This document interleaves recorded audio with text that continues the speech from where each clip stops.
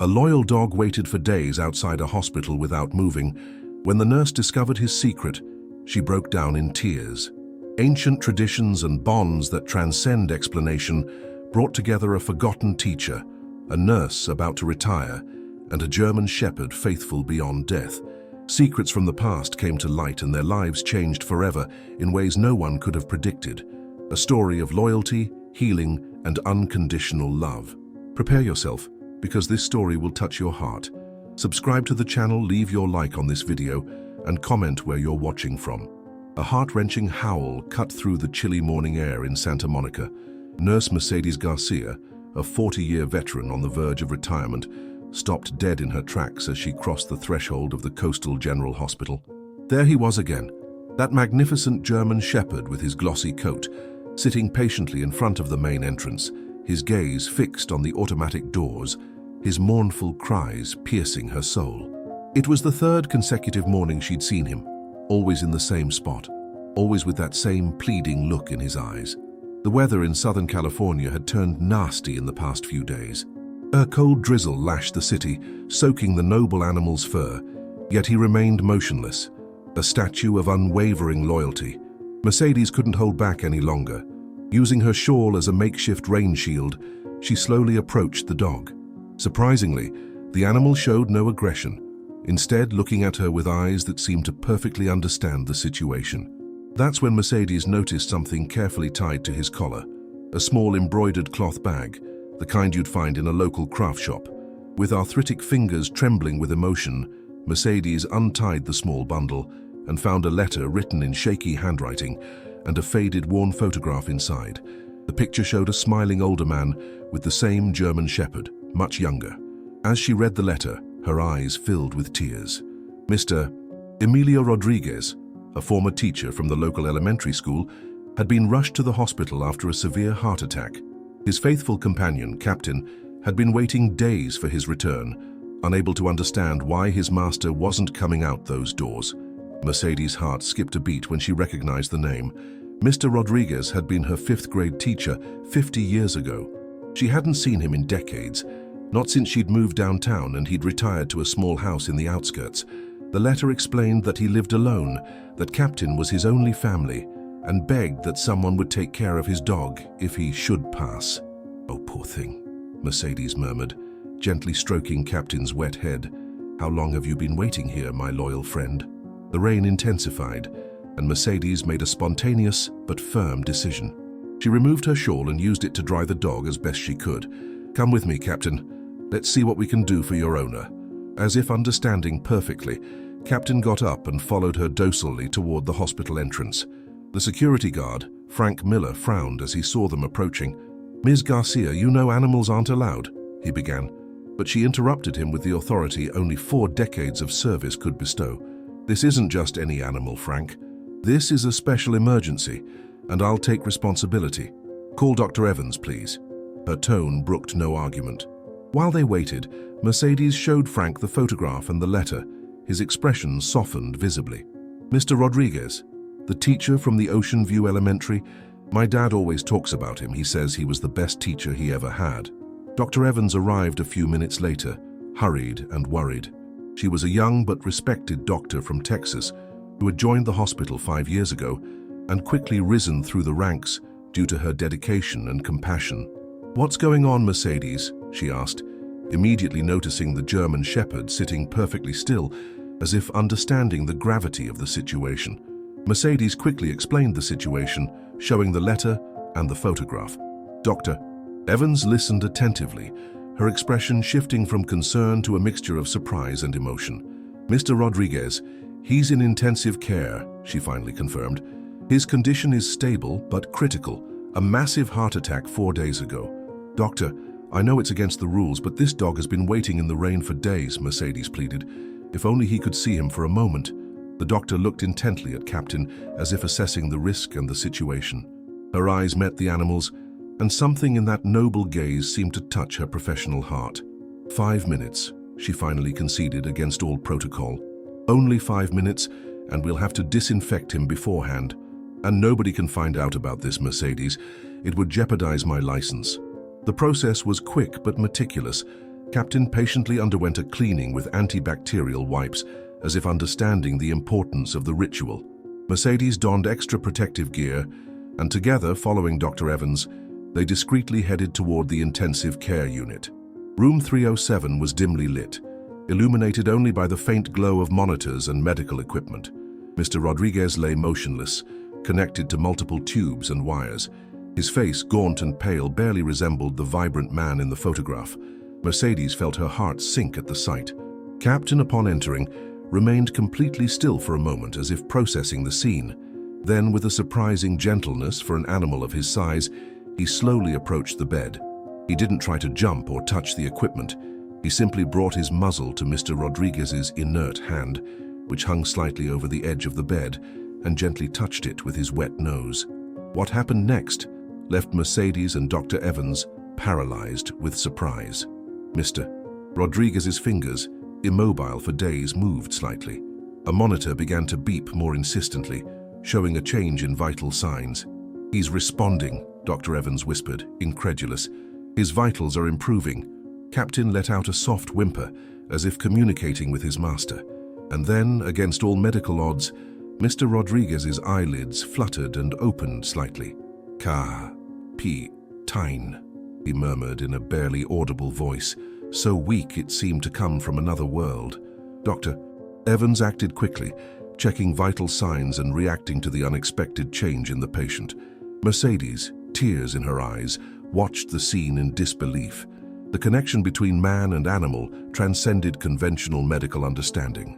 5 more minutes, the doctor conceded, breaking her own rule, too moved by the phenomenon she was witnessing. And so began what the staff at Coastal General Hospital would later call Captain's Miracle, a journey that would transform not only the life of an elderly teacher and his faithful companion, but also that of an entire community that had forgotten the healing power of unconditional love. A month after Mr. Rodriguez's hospitalization, Coastal General Hospital had transformed in ways no one could have imagined. Room 307, once a standard clinical space, now resembled a small museum dedicated to the region's educational history. The once bare walls were covered with photographs, framed children's drawings, and letters of gratitude. A makeshift bookshelf held books brought from Mr. Rodriguez's house, mostly works of Mexican and world literature he'd used to inspire generations of students. Most surprising, however, was Mr. Rodriguez's own condition. Against all initial medical prognoses, he could now sit unaided, hold lengthy conversations, and even take short walks down the hallway, always with Captain patiently walking beside him, attentive to his every hesitant step. "It's a case that defies our paradigms," Dr. Evans commented during a presentation to the medical staff. "The neurological and cardiac recovery exceeds all projections based on the initial damage. And we can't ignore the differentiating factor, the constant presence of his dog and the social reconnection with his community."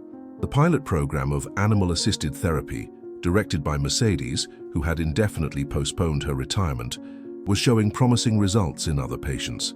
Following strict hygiene and safety protocols, Captain now briefly visited the pediatric ward twice a week, with noticeable effects on children undergoing prolonged treatments.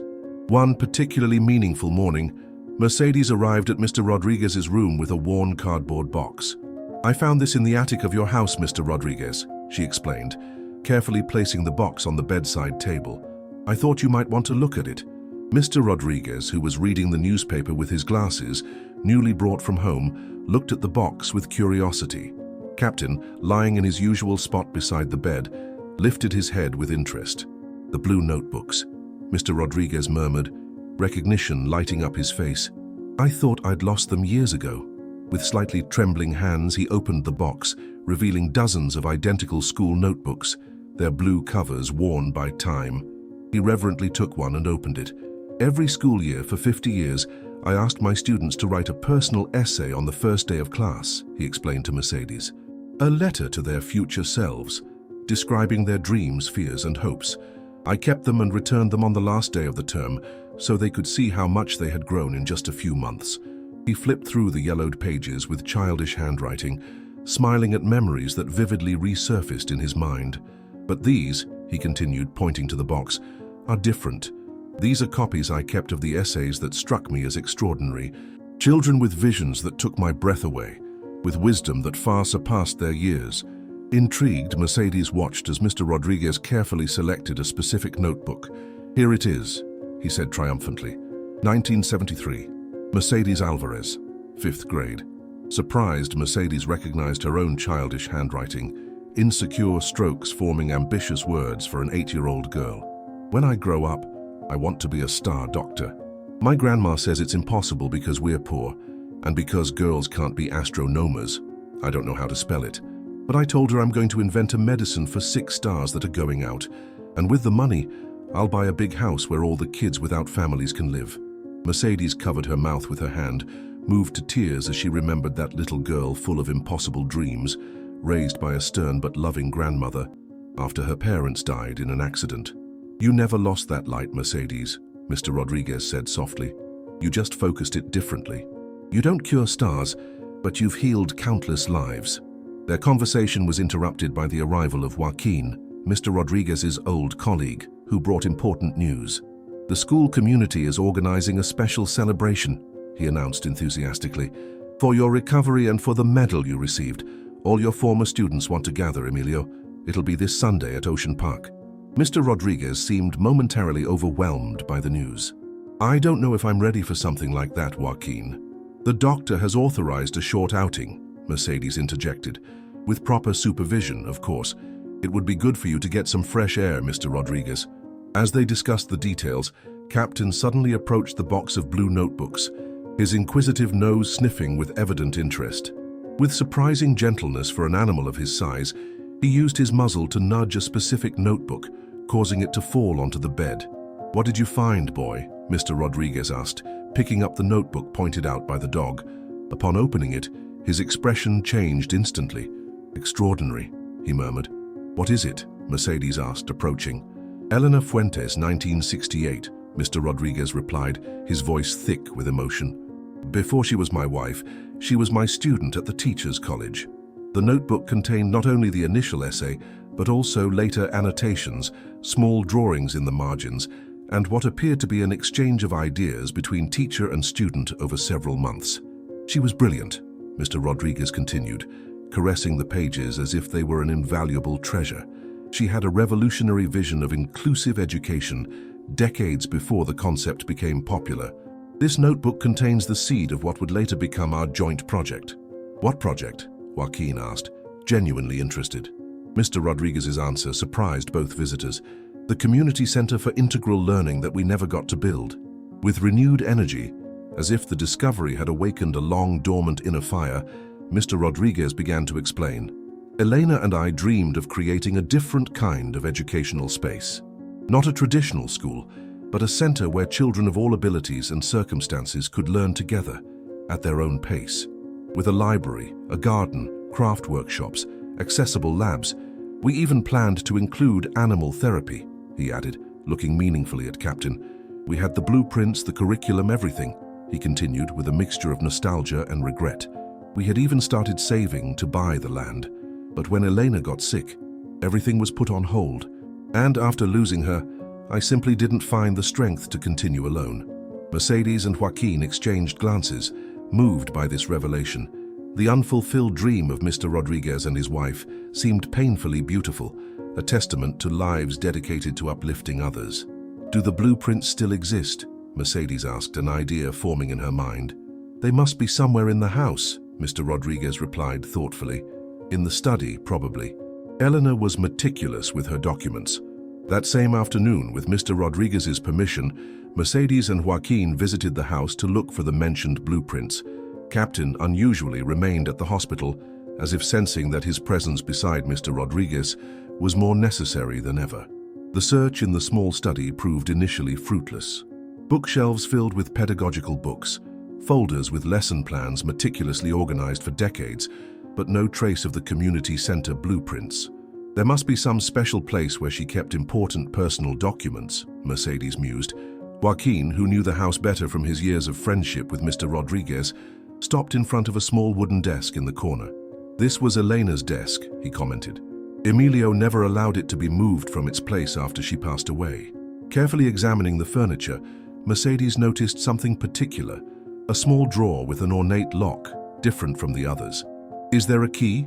she asked, resisting the urge to force the lock. Joaquin pondered for a moment. Emilio always carried a keychain with a small key he never used. He said it was a reminder of outstanding promises.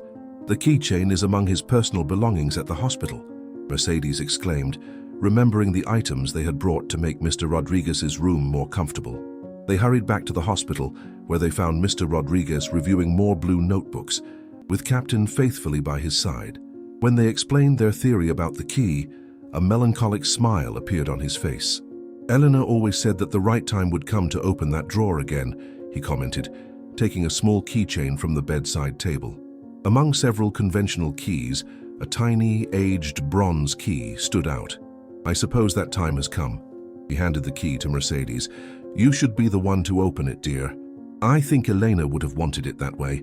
Back at the house, with hands trembling with the responsibility bestowed upon her, Mercedes inserted the tiny key into the drawer lock. It fit perfectly. With a soft click, the mechanism gave way, revealing the long-guarded contents. Inside was a brown leather folder, worn but carefully preserved. Upon opening it, they found exactly what they were looking for: detailed architectural plans, curriculum proposals, projected budgets, and even partially completed grant applications for the Garden of Dreams, Community Center for Integral Learning. But the most surprising thing was a letter sealed with Mr. Rodriguez's name, written in elegant calligraphy, attached to the documents. The date on the envelope indicated it had been written a few weeks before Elena's death. "We should take this to him immediately," Joaquin decided, visibly excited by the discovery. When they returned to the hospital, they found Mr. Rodriguez asleep, with Captain vigilantly at the foot of the bed. Dr. Evans informed them that he'd had a quiet afternoon, although his vital signs showed a slight fluctuation. "It's best to let him rest," she advised.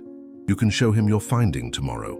Reluctantly, they agreed to wait, leaving the folder carefully on the bedside table, where it would be the first thing he would see upon waking. What no one could foresee was that night, while Santa Monica slept under a starry sky, Mr. Rodriguez would have a dream so vivid that it would change the course of everything that would come after. A dream where Elena, young and radiant as in her best days, walked with him through a blossoming garden full of laughing children, with Captain running freely among them, and Mercedes, not as the nurse she was now, but as the star doctor she had once dreamed of being. At dawn, when Mercedes arrived for her shift, she found Mr. Rodriguez completely awake, holding Elena's open letter in his hands, silent tears running down his wrinkled cheeks. Captain, with almost supernatural empathy, had placed his head directly over the old man's heart, as if offering comfort. "I read it," Mr. Rodriguez said simply, pointing to the letter, "and now I know exactly what we must do." The return of Mr. Rodriguez to his home after 6 weeks of hospitalization was an event that mobilized all of Santa Monica. Ocean Park had been decorated with colorful garlands and banners welcoming the teacher of teachers. A local band played traditional melodies, while hundreds of people, former students, colleagues, and neighbors, formed a human corridor from the entrance of the park to the central stage. Mercedes, who had personally coordinated the transfer, watched with professional satisfaction and personal emotion as her most special patient slowly advanced, leaning on a handcrafted cane carved by his students.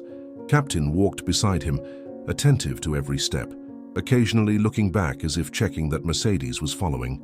"It's impressive," commented Dr. Evans, who had insisted on being present to medically supervise the event. 6 weeks ago, he was on the verge of death, and look at him now. The recovery, although extraordinary, had not been complete.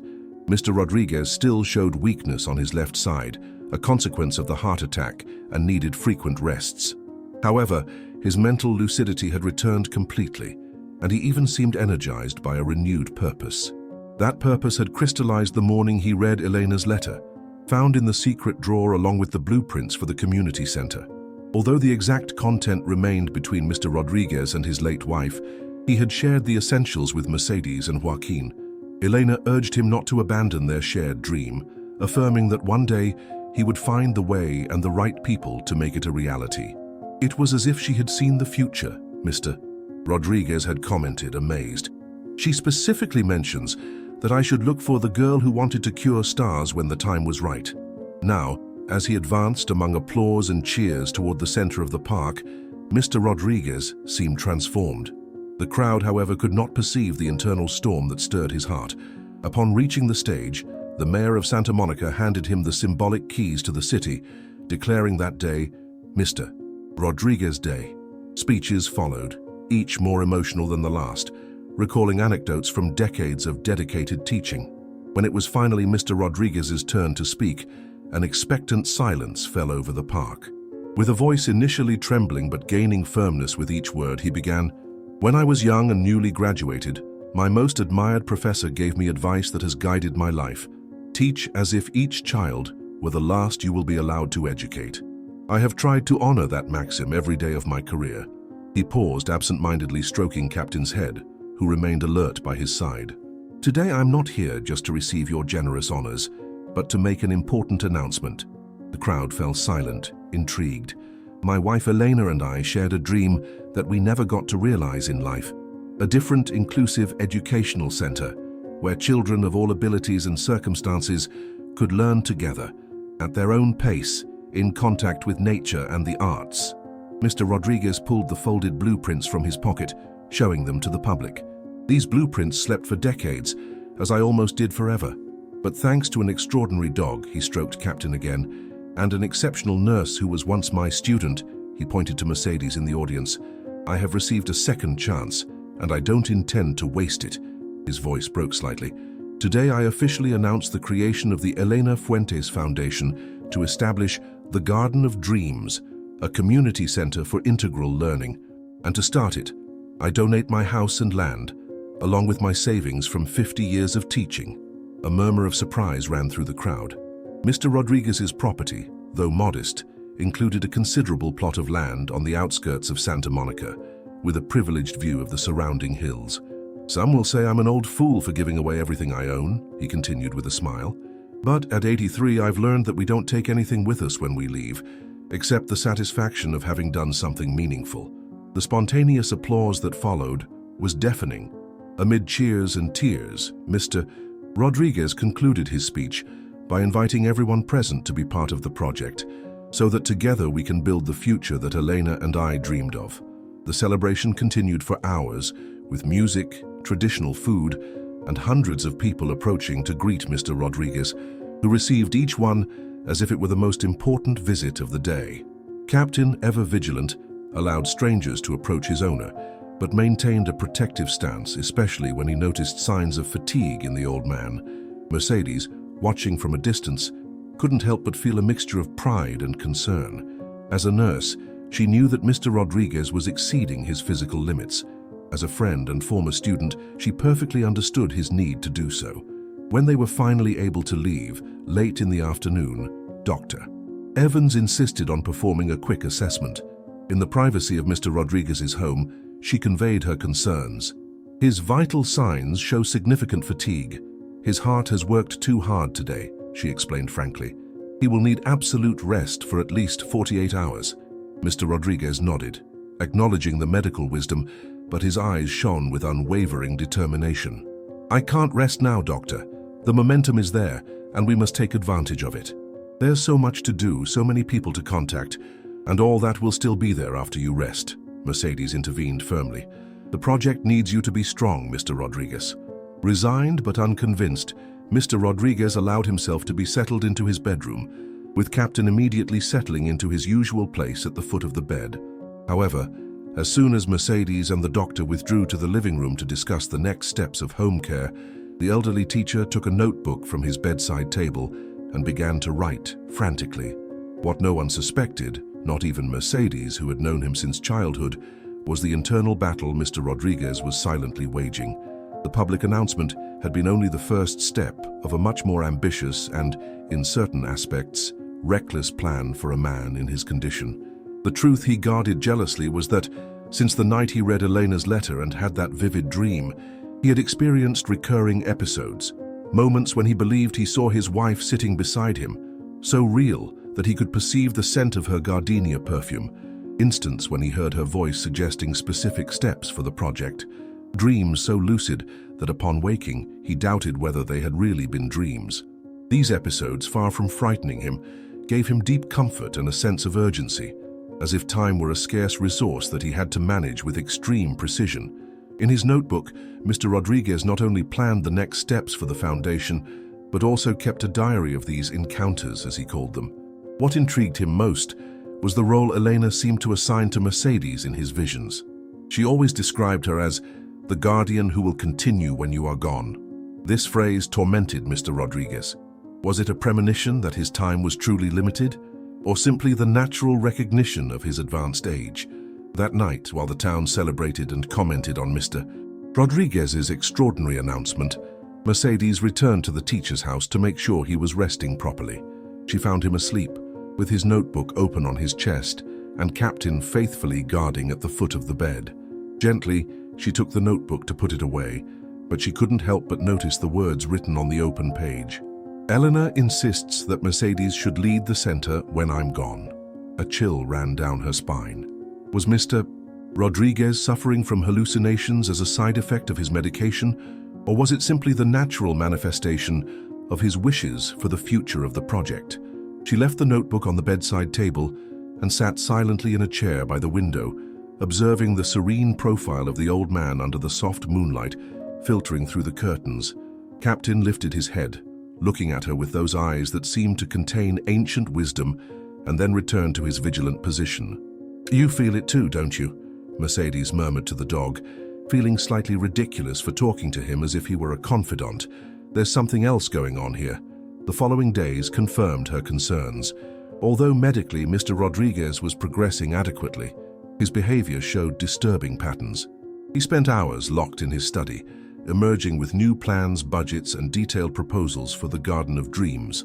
He worked with a frenetic energy that contradicted his physical condition, and Mercedes frequently found him talking to himself, as if holding conversations with someone invisible. One afternoon, while they were reviewing documents together for the nascent foundation, Mercedes decided to address the issue directly. "Mr.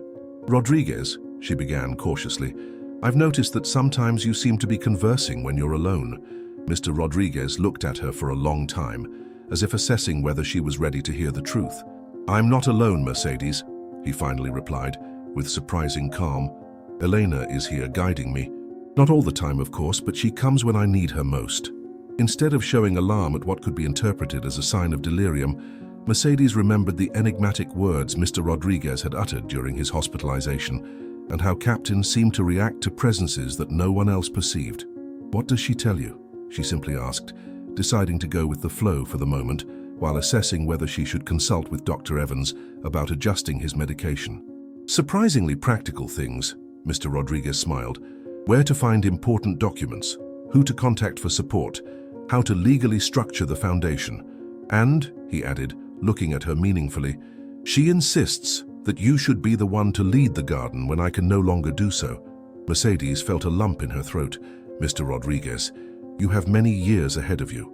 "We both know that's not necessarily true," Mr. Rodriguez interrupted serenely. "My heart is damaged beyond what Dr. Evans wants to admit to me. I can feel it." Before Mercedes could protest, he continued, "I'm not afraid, dear. I've lived a full life, and now I have a clear purpose for the time I have left. What worries me is ensuring that the garden becomes a reality, not just as a monument to Elena, but as the resource our community desperately needs." Mercedes remained silent, moved by the lucidity and acceptance with which Mr. Rodriguez faced his mortality. "The question is," he continued, taking her hands in his, "are you willing to take on this challenge? It's not just an administrative job, it's a commitment to a vision, to a dream that transcends those who originally dreamed it." The proposal was overwhelming. At 61, Mercedes had anticipated a quiet retirement, perhaps traveling occasionally or dedicating herself to her plants. She had never considered starting a second career, running an experimental educational center. "I don't know if I'm qualified," she said honestly. "My experience is in nursing, not education." "That's precisely why you're perfect," Mr. Rodriguez countered. "The garden shouldn't be just another school. It should integrate health, emotional well-being, connection with nature, and personalized learning. Your medical perspective is exactly what we need." As they debated, Captain, who had been lying quietly near them, suddenly got up. With a determined stride, he went to a shelf and with surprising precision used his muzzle to push a specific book, causing it to fall to the floor. Mr. Rodriguez and Mercedes exchanged glances of astonishment. It was a worn copy of Pedagogy of the Oppressed by Paulo Freire, with numerous pages marked and annotations in the margins. "Elena's favorite book," Mr. Rodriguez murmured, picking it up. As he opened it, a folded piece of paper fell from between its pages.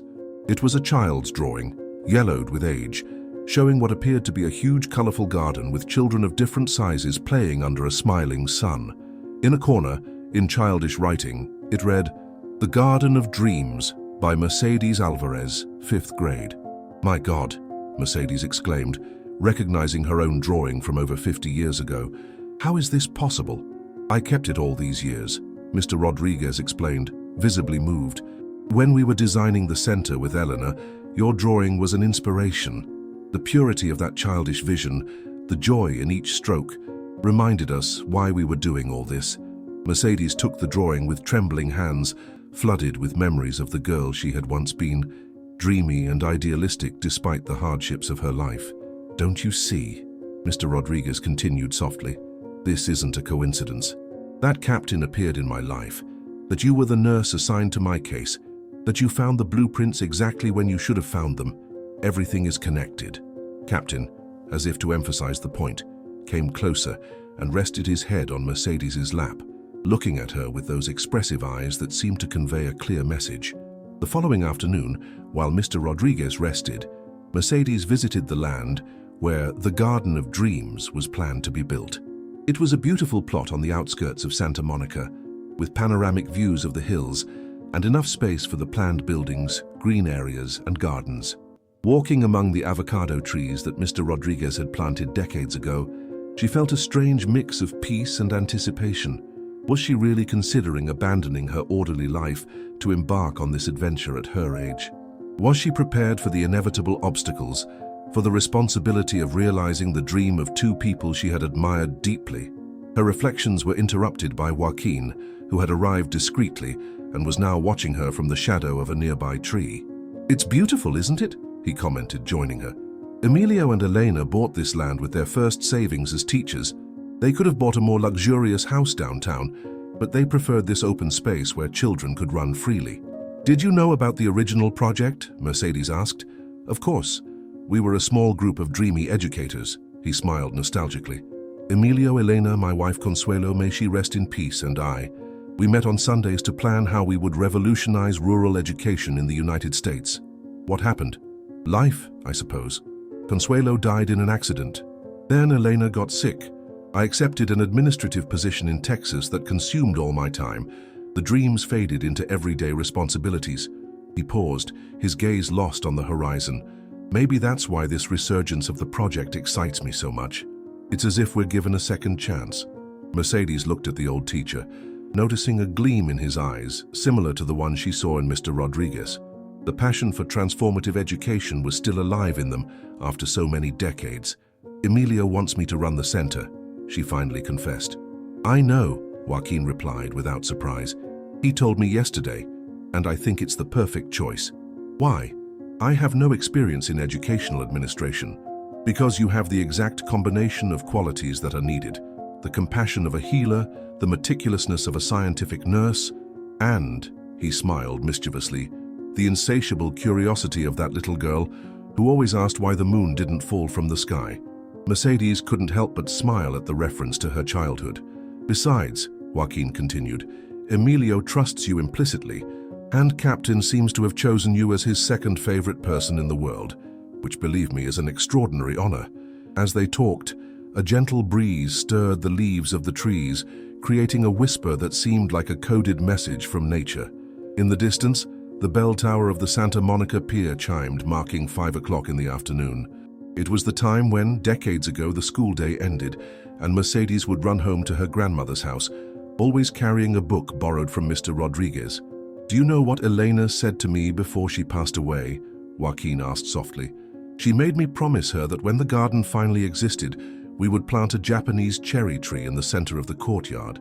It was her favorite tree. She said it would remind us that beauty is ephemeral but returns every spring."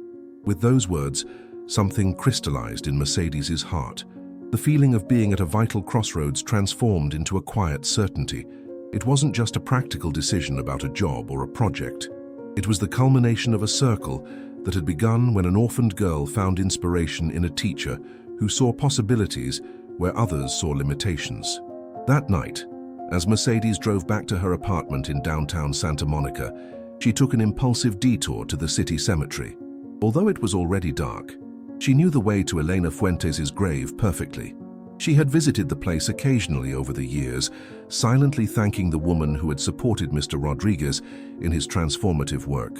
Under the silvery light of the moon, the simple headstone seemed to glow with its own light. Mercedes lit a small candle she had brought with her and placed it respectfully. "I don't know if you can hear me," she murmured, feeling slightly silly but strangely comforted by the symbolic act.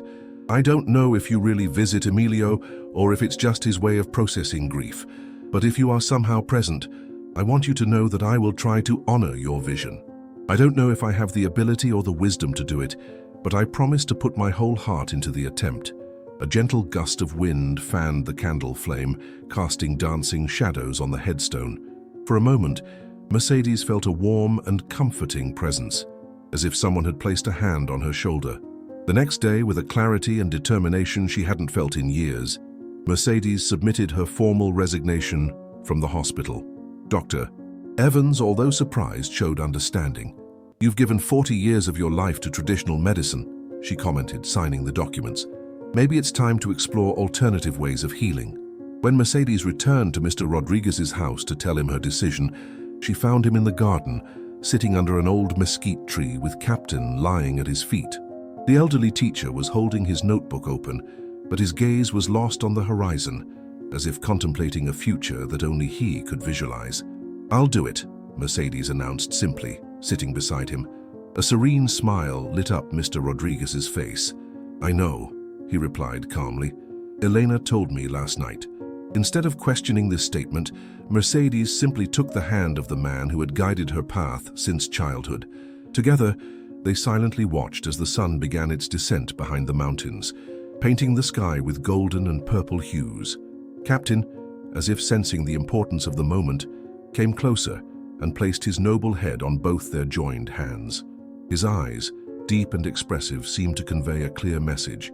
The real journey was just beginning. The next 3 months transformed Santa Monica in ways no one could have predicted. What had begun as the nostalgic dream of a convalescing old man became a community project that revitalized the collective spirit of the city. The Elena Fuentes Foundation went from an abstract concept to a fully constituted legal entity. The land where the Garden of Dreams would be built was officially donated, with ceremonies honoring both Elena and Emilio's original vision and the new direction Mercedes brought to the project. Throughout the city, spontaneous initiatives arose to support the construction. Local artisans offered to create furniture and decorations. Volunteer architects updated the original blueprints, incorporating sustainable technologies. Farmers donated seeds and fruit trees for the planned orchards. The most visible impact, however, occurred on Mr. Rodriguez himself. As the project progressed tangibly, his physical health seemed to strengthen, defying medical predictions. Dr. Evans, during a routine checkup, did not hide her astonishment. "His heart shows an inexplicable improvement," she commented, reviewing the results of the studies. "Ventricular function has increased significantly, and the arrhythmia has decreased to levels we didn't expect to see. It's the therapeutic effect of having a purpose," Mr. Rodriguez replied with a smile. "And of having good guardians," he added, stroking Captain, who has always remained attentive during each medical consultation. Mercedes, who now divided her time between caring for Mr. Rodriguez and coordinating the project, observed this transformation with a mixture of joy and cautious hope. While it was true that the teacher showed renewed vitality, she also noticed subtle signs that worried her: unexpected shortness of breath, longer pauses during his daily walks, restless nights that Captain watched with special attention. One particularly meaningful afternoon, while they were overseeing the start of the land clearing where the garden would be built, Mr. Rodriguez asked to rest in the shade of a century-old avocado tree. Captain, as if anticipating the need, had already positioned himself perfectly in the coolest spot. "You know," Mr. Rodriguez began, watching the enthusiastic volunteers working under the sun, "when I was a boy, My father always said that a man should plant at least one tree in his life so that something living remains after his departure. Mercedes listened in silence, recognizing the importance of this contemplative moment. I've planted hundreds, he continued, pointing to the fruit trees that bordered the property. But now I understand that I was planting something much more important, seeds in young minds, and those have borne fruit beyond what I ever imagined. His gaze fell on a group of former students, now older adults themselves, who were working sorting recyclable materials for the project. The circle is complete, Mercedes. My students are now helping to build a place where new generations will learn, and you, my first-star student, will lead the way. Mercedes felt a lump in her throat. With your guidance, Mr. Rodriguez. Mr. Rodriguez gently shook his head. My time as a guide is coming to an end, dear. I know even though you and Dr. Evans try to hide it from me, this old heart has served well, but it has its limits. Before Mercedes could protest, he raised a pacifying hand. It's not time for sadness, it's time for preparation. I've blessed life, I've known true love touch thousands of young lives, and now thanks to you and this miracle dog, he smiled towards Captain, I have the opportunity to close my chapter with a tangible legacy. For his aging condition, he pulled a small object wrapped in an embroidered handkerchief from his pocket. Upon unwrapping it, he revealed an old bronze key. This is the original key to my first classroom at San Juan Elementary. I've kept it for 60 years as a talisman. He placed it in Mercedes' hands. Now, I want it to be the official symbol of the Garden of Dreams, the symbolic first stone. Mercedes accepted the gift reverently, understanding its profound meaning. It was more than an object. It was the tangible transfer of a legacy, the continuity of an educational mission that transcended individual people. Tomorrow we will announce the official date for the laying of the first stone, Mr. Rodriguez continued, his voice vibrant with renewed energy. October 12th, Elena's anniversary, a new beginning on a significant date. There were only 3 weeks left until that date. Mercedes mentally calculated everything they would need to complete before then. Final city permits, land preparation, invitations to authorities and benefactors. As if reading her thoughts, Mr. Rodriguez smiled. Everything will work out perfectly, you'll see. Elena is taking care of the details from her side of the veil. Instead of questioning this statement, as she would have done months ago, Mercedes simply nodded. She had witnessed too many inexplicable events in recent months to dismiss such claims. The following days passed in a whirlwind of activity. News of the groundbreaking ceremony spread rapidly, generating an enthusiasm that surpassed the most optimistic expectations. Unexpected donations arrived from former students who now lived abroad. Local artists created special works to adorn the future center. Even a renowned national television network expressed interest in covering the event. Amid this frenetic activity, few noticed the subtle changes in Mr. Rodriguez. Mercedes, however, watched attentively as the teacher carefully paced his energy, delegating more and more responsibilities, ensuring that all essential aspects of the project were documented and explained. One night, while they were reviewing the final details of the event together, Mercedes found Mr. Rodriguez contemplating an old photograph of Elena. I miss her every day, he confessed softly, but lately, I feel her closer than ever, as if the distance between our worlds is shortening. Mercedes felt an involuntary chill, remembering how her grandmother described similar sensations days before she passed away. Instead of expressing her concern, she opted for a practical approach. Mr. Rodriguez, have you written your speech for the ceremony? We need to have it ready for the media. Mr. Rodriguez smiled enigmatically. The speech is here. He gently touched his heart. It will come out when the time is right. It has always been that way. Captain, lying near the fireplace, suddenly lifted his head, his ears alert as if picking up a sound inaudible to humans. With a determined stride, he approached Mr. Rodriguez and rested his head on his lap, his eyes fixed on the old man's with almost human intensity. I know, my friend, Mr. Rodriguez murmured, stroking the animal's black fur. You can feel it too, can't you? Mercedes silently observed this mysterious communication between man and animal, increasingly convinced that there was a bond that transcended explanation. The week before the ceremony was marked by amazing synchronicities. Just when it seemed that funding would be lacking to complete the first phase of construction, an anonymous donation arrived for exactly the amount needed. The day the structural engineer expressed concerns about the foundation in a certain area of the land, A visiting archaeologist discovered that that specific area housed pre-Hispanic remains that required preservation, forcing a modification of the plans that surprisingly improved the overall design. "Too many coincidences," Joaquin commented during an organizing committee meeting. "It's as if we have invisible help." Mr. E. Rodriguez simply smiled, while Captain, sitting attentively beside him, as in every meeting, emitted a soft whimper that seemed almost like confirmation. On the eve of the ceremony, Mercedes insisted that Mr. Rodriguez rest completely. The day would be long and emotionally intense, and he would need all his strength. For the first time in weeks, the teacher did not protest, accepting the recommendation with a serenity that, paradoxically, intensified Mercedes's concern. "I'll come early tomorrow to help you get ready," she promised as she arranged the night medicines by the bed. "Thank you, my girl," Mr. Rodriguez replied with a calm smile. "You've been a greater blessing than you could ever imagine." As Mercedes was about to leave, she noticed that Captain, contrary to his habit of always staying with Mr. Rodriguez, followed her to the door. "Do you want to come with me tonight?" she asked, surprised. It was the first time the dog had shown any intention of voluntarily separating himself from his owner. Captain looked towards Mr. Rodriguez as if asking for permission. The old man nodded. "Go with her, friend. You have a different mission tonight."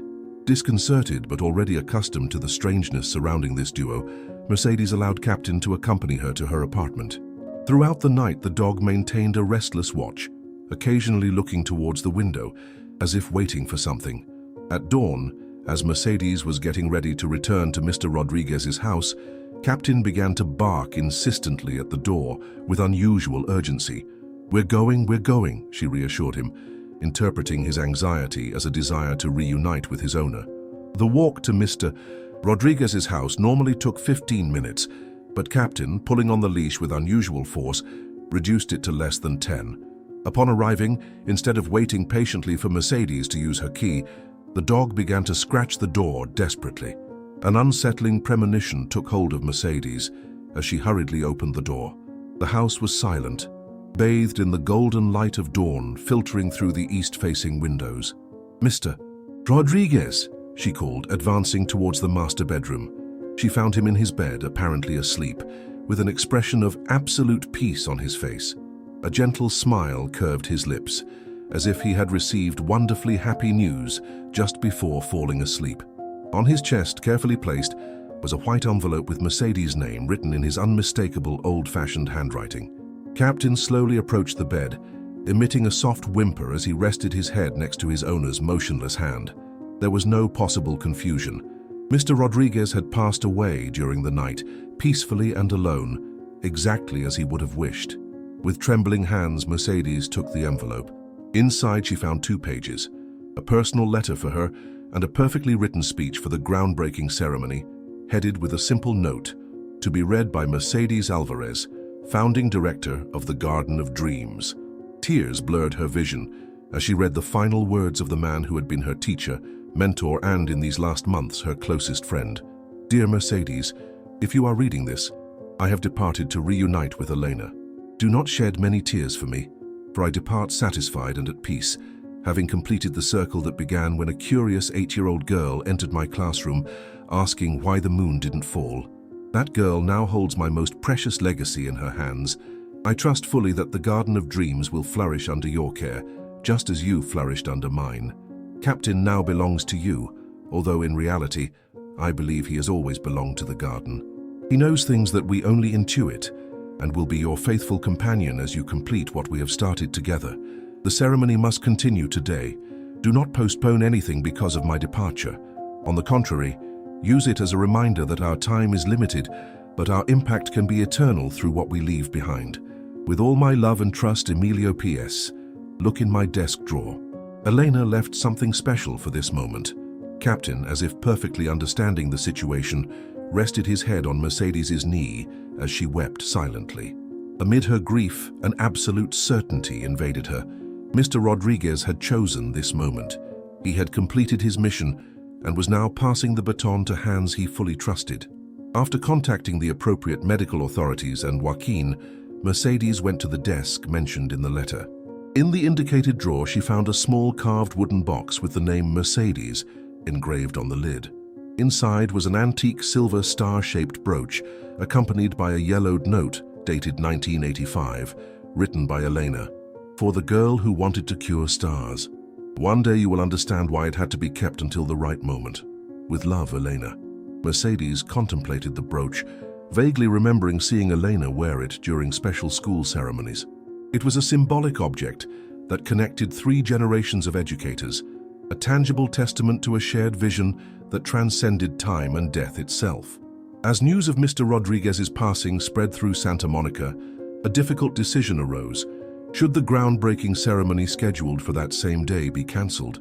Urgent consultations among the organizing committee, local authorities, and Mr. Rodriguez's family led to a unanimous conclusion.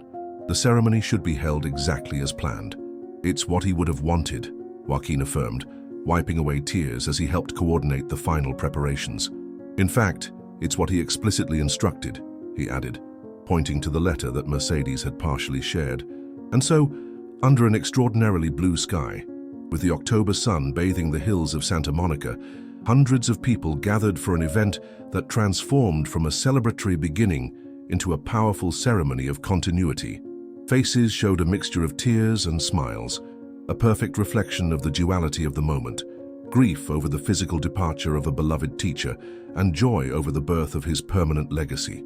In the center of the land where the Garden of Dreams would be built, a circular space had been prepared with white flowers and candles. The cornerstone, specially carved for the occasion, bore the inscription, "The Garden of Dreams, where the seeds of knowledge flourish under everyone's care, in memory of Elena and Emilio Rodriguez, founded October 12, 2023. When the time came for the main speech, an expectant silence fell over the crowd. Mercedes, wearing Elena's star brooch in public for the first time, advanced to the center of the circle. Captain walked solemnly beside her, carrying in a special small bag tied to his collar, the old classroom key that Mr. Rodriguez had designated as the official symbol of the project. With a clear but emotional voice, Mercedes began to read Mr. Rodriguez's final speech. "Dear friends, students of yesterday and teachers of tomorrow, today we are not simply inaugurating a building, we are planting a garden where we will cultivate the future. Each child who learns here will be a seed that will grow to change the world in their own unique way. Elena and I dreamed of this place decades ago, when we were young teachers convinced that education should be an experience of joyful discovery, not an imposition of knowledge. Circumstances of life prevented us from seeing that dream realized then, but the universe has its own times and ways. Today, thanks to a united community, to the tireless dedication of Mercedes Alvarez, and yes, also thanks to an extraordinary dog named Captain, that dream not only is reborn but is transformed into something greater and more beautiful than we ever imagined. The Garden of Dreams does not belong to me, nor to Elena, nor even to Mercedes. It belongs to all of you, to the children who have not yet been born, to the trees that will grow here, to the books that wait to be read, to the questions that wait to be asked. If I am physically present today to see this moment, I feel blessed. If I have departed to reunite with my beloved Elena, know that we are watching with joy from wherever souls contemplate the continuation of their earthly works. In either case, I ask you not to build this place as a monument to the past, but as a laboratory for the future. May each brick be laid with hope, each classroom be designed with joy, each green space be cultivated with respect for nature. And always remember, a true teacher is not one who fills a mind with knowledge, but one who ignites within it the spark of curiosity that never goes out. With eternal gratitude and love, Emilio Rodriguez." When Mercedes finished reading, there wasn't a single dry eye among the attendees. Even the officials and journalists, normally protected by their professionalism, were visibly moved. At that precise moment, as if orchestrated by an invisible hand, Captain advanced to the center of the circle. With amazing delicacy, he used his teeth to extract the key from the bag on his collar and deposited it on the cornerstone. Then, sitting with dignity beside it, he emitted a single clear and powerful bark that resonated in the reverent silence. The symbol was so powerful, so perfectly executed, that the attendees spontaneously burst into applause. It wasn't an ordinary celebratory applause, but the kind of ovation that recognizes having witnessed something transcendent. And now, Mercedes announced when the silence returned. "We will honor a special request from Elena Fuentes, conveyed through Mr. Rodriguez." Joaquin stepped forward, carefully carrying a small Japanese cherry tree in a pot decorated with traditional Mexican motifs, a beautiful fusion of cultures that perfectly represented the project's inclusive vision. "This cherry tree will be planted in the center of the main courtyard," Mercedes explained. "Every spring, when it blooms, it will remind us that beauty is ephemeral but returns faithfully, like the knowledge that is renewed in each generation of students." The planting ceremony was simple but profoundly symbolic. Each person present was invited to add a handful of earth around the young tree. Children from different local schools, elders who had been Mr. Rodriguez's students, current teachers, authorities, and finally Mercedes and Captain, together completed the foundational act. As the fertile earth embraced the cherry tree's roots, a gentle breeze stirred its branches, detaching two small premature petals that danced in the air before settling softly on the cornerstone next to the key. "A message of approval," Joaquin murmured, and although it was a personal observation, many nodded silently, as if everyone had perceived exactly the same thing. The ceremony concluded with a performance of "What a Wonderful World" by a children's choir from the local school, chosen specifically because it had been Mr. Rodriguez's favorite song in his last years. The young voices, pure and hopeful, seemed to rise towards the blue sky like messengers of a bright future. As the attendees began to disperse, sharing memories and anecdotes about the teacher, Mercedes remained by the newly planted cherry tree. Captain, sitting faithfully beside her, kept his noble gaze fixed on the horizon, as if he could see something invisible to human eyes. "What do you see, friend?" Mercedes murmured, following the direction of his gaze. In response, Captain simply rested his head against her leg, emitting a soft whimper that expressed not sadness, but a strange form of confirmation. At that moment, for the first time since discovering Mr. Rodriguez's body that morning, Mercedes felt a deep peace replacing the sharp pain of loss. It wasn't resignation, but acceptance. Not an end, but a transformation. The following days passed in a strange duality. On the one hand, the formal mourning for Mr. Rodriguez, with his funeral attended by hundreds of people from all corners of the country. On the other hand, the accelerated organizational activity to materialize the Garden of Dreams, now driven by a new sense of urgency and purpose.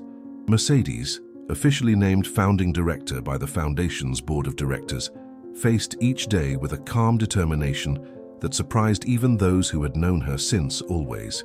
Captain became her constant shadow, accompanying her to every meeting, inspection, and event, behaving with an intelligence and decorum that made one forget that he was an animal and not a human advisor. One afternoon, about 2 weeks after the ceremony, Mercedes and Joaquin were reviewing the updated blueprints in what had been Mr. Rodriguez's living room, now converted into the Foundation's temporary office. Captain, as always, remained attentively nearby. "It's extraordinary," Joaquin commented, pointing to a specific section of the design. "These blueprints are almost identical to the ones Elena drew 40 years ago, but they have been perfectly adapted to current educational needs, as if she had anticipated where pedagogy would evolve."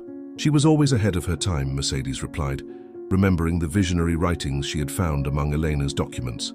She talked about experiential learning, inclusive education, and connection with nature decades before these concepts became popular. "And now you're here to complete her vision," Joaquin smiled. "The perfect circle." As they spoke, Captain suddenly got up, his ears alert. With a determined stride, he went towards the window overlooking the back garden, where the setting sun bathed the fruit trees in golden light. Mercedes and Joaquin followed him, intrigued by his behavior.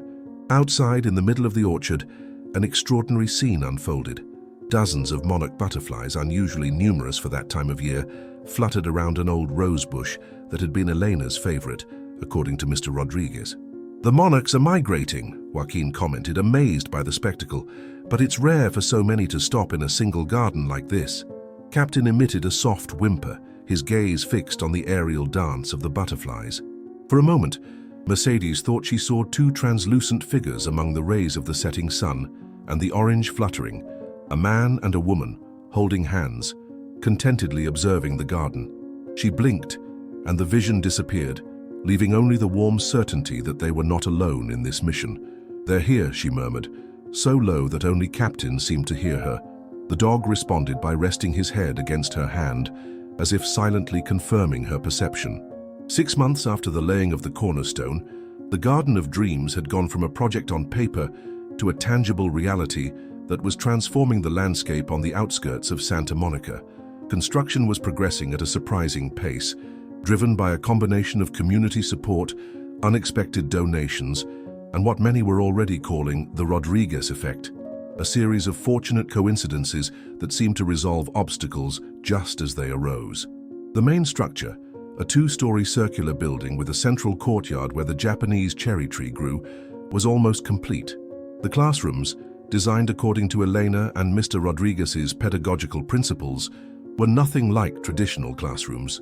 Open, flexible spaces with abundant natural light and visual connection to the surrounding gardens. Mercedes, completely transformed from a retired nurse to the director of an innovative educational project, divided her days between supervising construction, coordinating the academic program with local educators, and managing the growing media attention the project was attracting. "It's as if I found a vocation that was always there, waiting for the right moment," she commented to Joaquin one afternoon as they walked together through the educational orchard that was already showing the first sprouts of vegetables planted by children from nearby schools. "Elena used to say that we all have multiple potential destinies," Joaquin replied, smiling as he saw the transformation in his friend. "And that good teachers are those who help people recognize paths they didn't even know existed." Captain, who has always accompanied them, walked with the dignity of someone supervising his own domain. The construction workers, initially skeptical about the constant presence of a dog on the site, now treated him with almost reverential respect, inspired by the stories circulating about his extraordinary relationship with Mr. Rodriguez and his apparent understanding of the ongoing project. That day, however, something particular caught the German shepherd's attention. As they walked through the area where the library would be built, Captain stopped abruptly, his inquisitive nose sniffing the air with evident interest.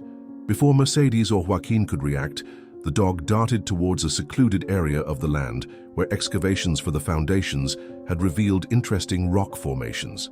"Captain!" Mercedes called, surprised by this unusual behavior in an animal normally so disciplined. The dog did not respond to the call, something unprecedented since he had come into Mercedes's life. He continued to advance determinedly towards a specific section where a group of workers had just discovered what appeared to be a small natural cave, partially hidden by vegetation and now exposed by the works. When Mercedes and Joaquin caught up with him, they found Captain sitting patiently in front of the rocky opening, as if waiting for permission to explore further. "It looks like a karst formation," commented the engineer supervising that section. "Quite common in this region, but we didn't expect to find one here." "Is it safe?" Mercedes asked, observing the dark opening with a mixture of curiosity and caution. "It seems stable," the engineer replied, illuminating the interior with his flashlight. "But we would need to inspect it properly before continuing work in this area." Captain let out a soft whimper, clearly anxious to investigate the discovery. His behavior was so insistent and atypical that Mercedes felt she couldn't ignore it. "Let's take a quick look," she decided, taking the flashlight the engineer offered her. "Joaquin, are you coming?" The old teacher nodded, his face reflecting the same curiosity that Mercedes felt. Cautiously, they followed Captain, who advanced with sure steps, as if he knew the way perfectly in the twilight. The cave turned out to be more extensive than it initially appeared. After a narrow entrance passage, it opened into a surprisingly large chamber, where the light of the flashlights revealed stalactite and stalagmite formations created by centuries of water seepage. "It's beautiful," Mercedes murmured, marveling at the unexpected discovery. "Like a natural cathedral." Captain, however, did not stop to admire the geological formations. He continued to advance to the back of the chamber, where he stopped in front of what appeared to be a smooth rock wall, different from the irregular formations of the rest of the cave. With evident intention, the dog began to gently scratch the base of that wall, emitting small whimpers that resonated in the underground stillness. "He's trying to show us something," Joaquin commented, watching fascinated the animal's behavior. Mercedes directed the beam of her flashlight towards the area Captain was pointing to. At first glance, it seemed like just another section of rock. but upon closer examination, she noticed subtle irregularities on the surface. "It looks carved," she murmured, running her fingers over what she now distinguished as ancient symbols, almost erased by time, but still discernible under careful touch. "They're pre-Hispanic glyphs," Joaquin exclaimed in amazement, immediately recognizing the style. "This place must have been a Chumash ceremonial site. There are documented settlements in this region dating back over 1,000 years." As they examined the symbols with growing excitement, Captain continued to be restless, now focusing his attention on a small protrusion in the rock, like a natural button that subtly differed from the rest of the surface. Mercedes, following the dog's indication, cautiously pressed the protrusion. To her astonishment, a soft sound of stone against stone occurred, and a section of the rock wall moved slightly, revealing a hidden space behind it. "Incredible," Joaquin gasped, too surprised to say more. The secret chamber was small, barely the size of a closet, but what it contained left them both breathless. A collection of ancient ceremonial objects, perfectly preserved in the darkness and dryness of their millennia-old hiding place. Vases painted with bright pigments, small jade and obsidian sculptures, and what appeared to be a rolled codex, protected inside a ceramic tube. "This is an extraordinary archaeological find," Joaquin whispered, aware of the historical importance of what they were witnessing. "We must immediately notify the National Museum of Natural History." Mercedes nodded, equally awestruck. But what intrigued her most was not the archaeological treasure itself, but how Captain had known exactly where to look, how he had infallibly guided their steps to this discovery hidden for centuries. The dog now sat extraordinarily calm, as if he had fulfilled an important mission, his intelligent eyes fixed on Mercedes with what could only be described as satisfaction. "How did you know, friend?" she murmured, stroking his noble head.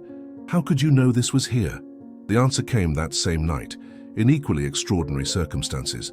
After securing the site and notifying the appropriate archaeological authorities, Mercedes returned exhausted to the house that had been Mr. Rodriguez's and that she now shared with Captain. The discovery had caused a great commotion, with experts from the National Museum of Natural History arriving hurriedly from Washington, D.C. to assess the find. While preparing an herbal tea in the kitchen, Mercedes contemplated the implications of the discovery. The educational project would now incorporate an archaeological component that neither Elena nor Mr. Rodriguez could have foreseen. It was as if the Garden of Dreams continued to evolve organically, revealing new dimensions of itself, almost as if the land itself wanted to participate in the educational project, she mused aloud, smiling at the idea. Captain, lying near the table, lifted his head upon hearing her words, as if perfectly understanding the concept. That night, Mercedes had a dream so vivid that upon waking she doubted whether it had really been a dream or something more. She saw herself as a child, walking hand in hand with Elena Fuentes along a path she recognized as the same land where the garden was now being built, but in a much earlier time, when it was simply a wild field. "There's more than just earth and stones here," Elena said in the dream. "There are ancient memories waiting to be discovered, knowledge kept for the right moment." The child Mercedes asked with childish curiosity, "How will we know where to look?" Elena smiled mysteriously. "We will have a special guide when the time is right. Someone who can see what we cannot see, feel what we have forgotten to feel." At that moment in the dream, a young German shepherd appeared on the path, identical to Captain, but evidently decades before his actual birth. "Guardians take many forms through time," Elena explained, stroking the dog. "This one will be our bridge between worlds when we need it most." Mercedes woke up startled, with the intensely real feeling of Elena's presence slowly fading away. Beside her, Captain was awake, sitting by the bed, his bright eyes fixed on her as if he had shared the same vision. "It wasn't just a dream, was it?" Mercedes murmured, reaching out to stroke his head. The dog responded by resting his muzzle on her hand in a gesture that seemed to confirm her suspicion. The following morning brought equally surprising revelations. The archaeologist from the National Museum of Natural History, after a preliminary assessment of the discovered objects, confirmed that they were Chumash artifacts approximately 800 years old, extraordinarily well preserved. "The most fascinating thing," explained the lead archaeologist, "is that many of these objects seem to have an educational purpose. The codex contains what we preliminarily identify as teachings on natural cycles, basic astronomy, and the medicinal properties of local plants. An ancient educational center, Mercedes murmured, the coincidence too significant to be ignored. In a way, yes, the expert confirmed. The Chumash people of this region were known for their system of transmitting knowledge to new generations. This could have been a ceremonial space where wise elders instructed selected youth. News of the archaeological discovery spread quickly, generating a new wave of interest in the Garden of Dreams. What had begun as a contemporary educational project now acquired an unexpected historical dimension, establishing a tangible bridge with millennial pedagogical traditions. That afternoon, as Mercedes explained the findings to a group of visitors, something happened that definitively solidified the mystery surrounding Captain. Among the visitors was an elderly Chumash woman from a nearby community who had come expressly upon hearing news of the discovery. Upon seeing Captain sitting patiently beside Mercedes during the explanation, the old woman stopped dead in her tracks, her eyes widening with astonishment and recognition. "The Tlahuelpuchi," she murmured in her native language, making a respectful gesture towards the dog, the guardian who crosses times. When Mercedes asked her to explain her comment, the old woman recounted an ancient Chumash tradition about guardian spirits who took animal form to protect sacred places and guide those who were destined to preserve ancestral knowledge. "In our stories," the old woman explained, "these guardians recognize those who have pure hearts and purposes, aligned with the good of the community. They guide them to hidden knowledge when the time is right for the world to rediscover it." Mercedes listened fascinated, remembering her strange dream and Captain's inexplicable behaviors over the months. "How did you recognize this quality in him?" she asked, pointing to Captain, who was watching the old woman with extraordinary attention. "His eyes," the woman simply replied. "Guardians have eyes that have seen many dawns, many more than their current body has lived." That night, alone in the study that had been Mr. Rodriguez's, Mercedes took from a drawer the notebook where the old teacher had recorded his encounters with Elena. She had discovered it weeks after his death, but, respecting his privacy, had not read it completely. Now, driven by recent events, she began to explore the entries more thoroughly. What she found confirmed her growing suspicions. Mr. Rodriguez had documented dozens of incidents where Captain seemed to perceive things invisible to humans, anticipate events without logical explanation, or behave in ways that transcended the conventional understanding of canine behavior. One particular entry caught her attention. May 2nd, 2023. "Last night, Elena appeared more clearly than ever. It wasn't a dream, I'm sure. She was sitting in the chair by the window, so real that I could distinguish the design of her favorite dress, the blue one with small white flowers. She spoke to me about Captain, confirming what I've suspected since he came into my life. He's not just a dog," she said. "He's an ancient soul who has been with us before, who has promised to accompany us in many different forms through time." When I asked what that meant exactly, she smiled with that expression she always had when I was slow to understand something obvious. "Observe his eyes when he looks at the land where we dream of building the garden," she suggested. "You will see the recognition of one who returns to a place where he has been before, not in this life, but in many previous ones."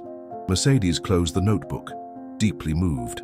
The words resonated with perfect coherence with her own experience, with the observations of the elderly Chumash woman, with Captain's extraordinary behavior during the archaeological discovery. She looked towards where the dog was resting placidly on the study rug. As if sensing her gaze, Captain lifted his head, his eyes meeting Mercedes's with an intelligence and depth that seemed to confirm everything she had just read. "Who are you really, my friend?" she murmured, not really expecting a verbal answer, but feeling that somehow a deeper communication flowed between them.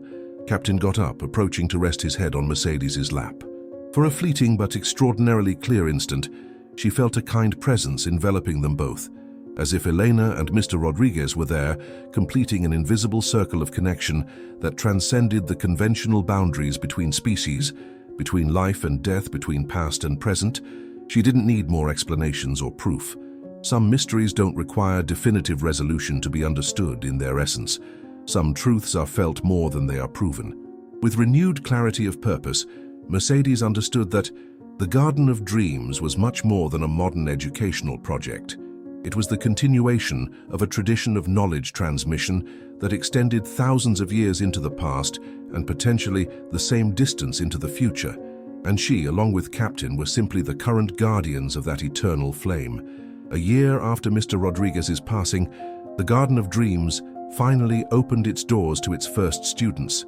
On the morning of October 12th, the exact day that would have marked Elena and Emilio Rodriguez's 58th wedding anniversary, a group of 40 children of diverse ages, abilities, and social backgrounds crossed the threshold of the educational center for the first time.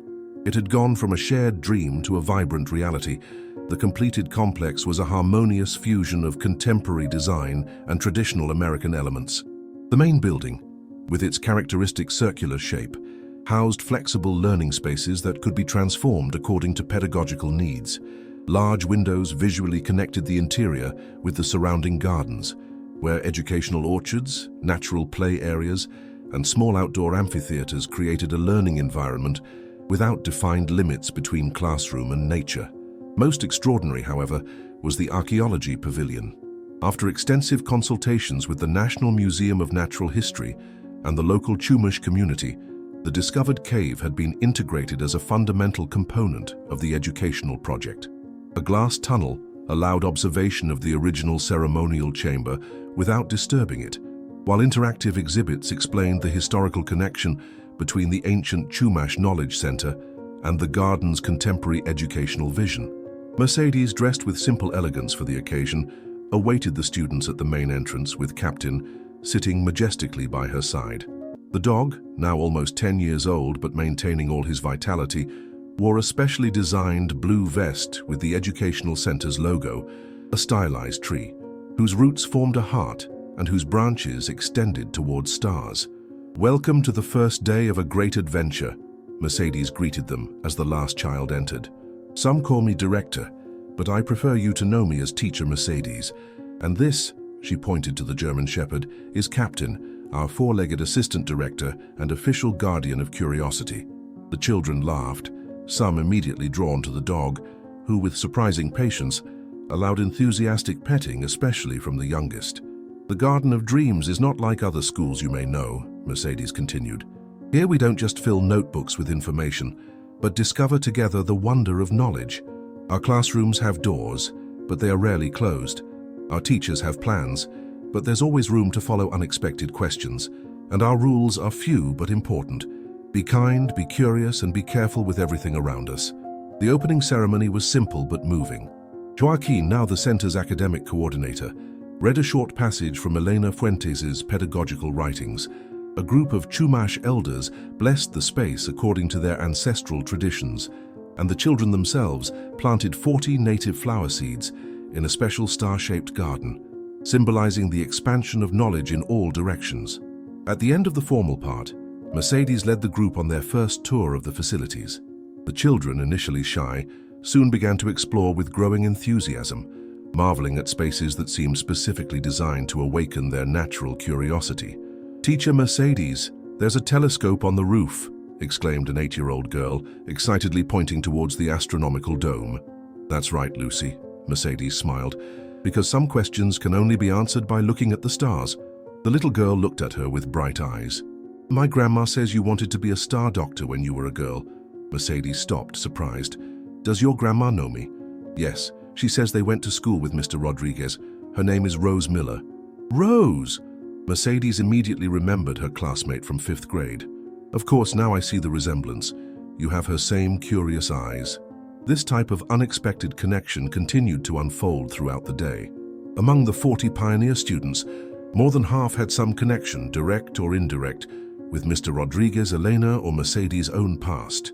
It was as if fate had carefully selected this first generation to close circles and open new ones. The inaugural day included activities designed to lay the foundation of the learning community. Collective creation of coexistence agreements, free exploration of the spaces to discover educational treasures strategically hidden, and a shared meal in the large circular dining room, where families and educators mixed without formal hierarchies. Captain, to everyone's delight, seemed to have naturally assumed the role of educational assistant, accompanying each group on their explorations, sometimes subtly guiding them towards interesting discoveries, other times simply offering his reassuring presence to children who showed signs of anxiety in the new environment. "It's extraordinary," Joaquin discreetly commented to Mercedes during a quiet moment. "It almost seems like he knows the pedagogical purpose of each space." Mercedes smiled, stroking the noble head of the dog, who was now briefly resting beside her. "Maybe he does. He's been here from the beginning, even before it physically existed." The most emotional moment of that first day occurred at sunset, as families began to pick up the children. Mercedes gathered them under the Japanese cherry tree in the central courtyard, which had bloomed prematurely that year, as if celebrating the inauguration. "Before we say goodbye," she announced, "there's a tradition we'll start today and continue every day at the Garden of Dreams. We call it the Question of the Day." She explained that every afternoon before leaving, they would share a question to take home and reflect on, not a formal task requiring a written answer, but a seed of curiosity to nourish family conversations. Our first question of the day is, "What small wonder did you discover today that you'd like to explore more tomorrow?" The children shared answers ranging from fascination with how earthworms aerated the soil in the orchard, to intrigue with the Chumash glyphs in the archaeological pavilion, or curiosity about how exactly the rainwater harvesting system that supplied the ecological bathrooms worked. When the last child left, Mercedes remained in the central courtyard with Joaquin, Dr. Evans, who had resigned from her administrative position at the hospital to direct the center's integral well-being area, and a small group of educators and volunteers. "We did it," Mercedes sighed, a mixture of satisfaction and slight exhaustion in her voice.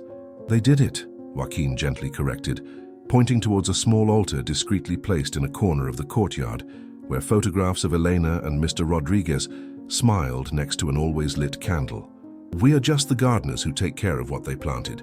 Dr. Evans, always practical, added, "And now comes the hardest part, keeping it alive and true to its original vision as it grows and evolves." "That's precisely why we need to celebrate this first day," Mercedes replied, taking a small bottle of non-alcoholic cider from her bag, "to remember the excitement of the beginning when we face the inevitable challenges."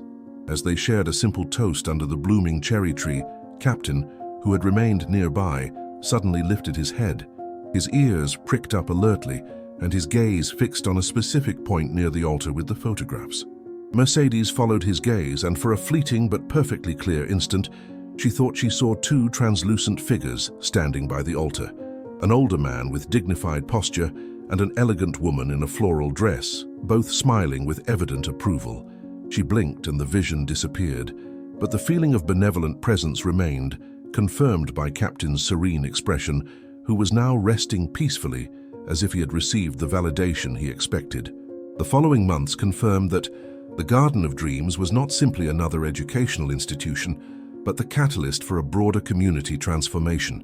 The innovative pedagogical model, which integrated ancestral knowledge with contemporary methodologies, began to attract the attention of educators from all over the United States and eventually from other countries.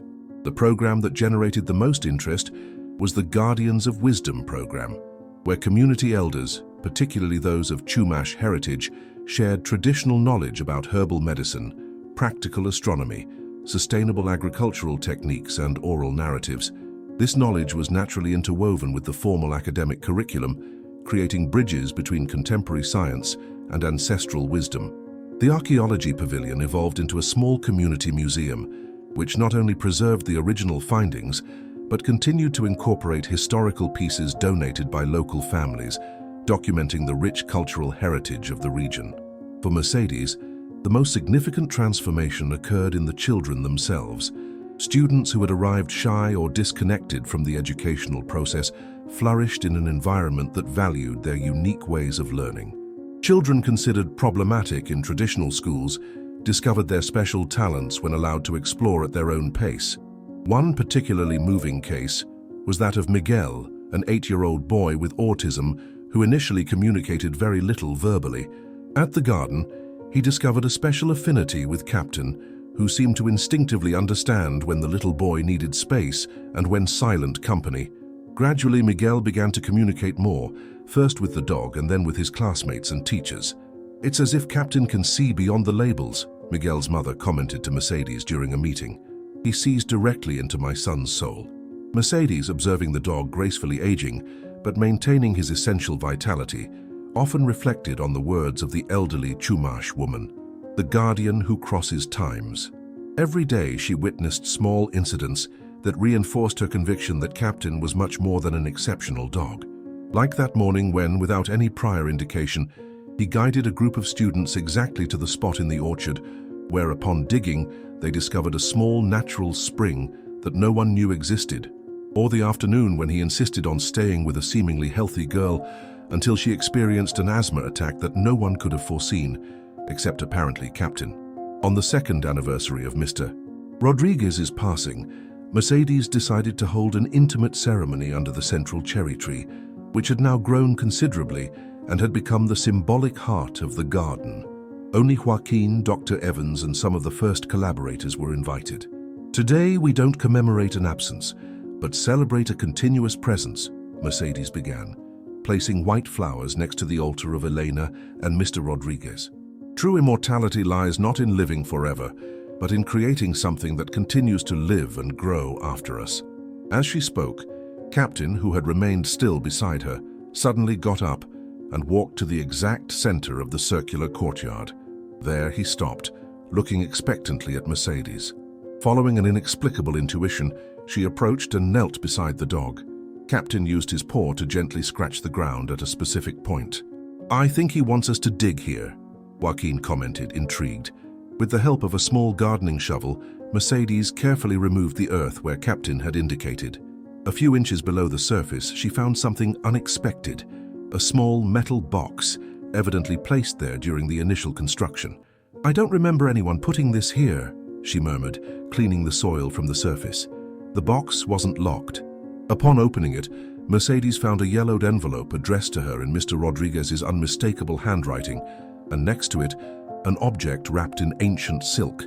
With trembling hands, she first opened the envelope and read aloud, "Dear Mercedes, if you are reading this, it means that the garden has flourished and that Captain has once again fulfilled his role as guardian of important secrets.